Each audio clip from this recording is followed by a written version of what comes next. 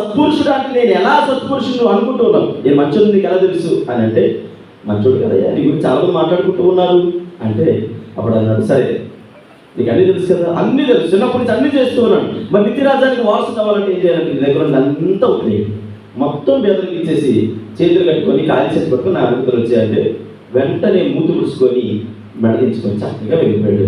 అంటే ఆకర్షణ అనేది చాలా రకాల ఆకర్షణలు ఉన్నాయి. ఈరోజు దేవుని సన్నిధిలో దేవుణ్ణి ఆకర్షించేటువంటి విధానం ఎలా ఉంటుంది అంటే, ఆ రోజు తినడానికి ఉంటుందో ఉండదో తెలియదు, కట్టుకోవడానికి ఉంటుందో ఉండదో తెలియదు. అది దేవుణ్ణి ఆకర్షించే విధానం. లోకాన్ని ఆకర్షించే విధానం వేరే. పాత్ర మొదల కాలంలో ఇద్దరు దైవజనుల దగ్గర చక్కటి అనుభవం కలిగినటువంటి వ్యక్తిగా గెహాజీ బ్రతికాడు. చాలా గొప్ప దైవజనులు, మామూలు దైవజనుడు కాదు. ఒక దైవజనుడు ఆల్రెడీ వెళ్ళిపోయాడు. అదే వార్త మీకు గుర్తు చేశాను. దైవజనుడు వెళ్ళిపోతుండగా అన్నాడు, ఎలీషా అన్నాడు, అయ్యా వెళ్ళిపోతే వెళ్ళిపో కానీ నాకు రెండంతలు అభిషేకం నుంచి వెళ్ళిపో అన్నాడు. ఆయన ఆకర్షణ వేరు.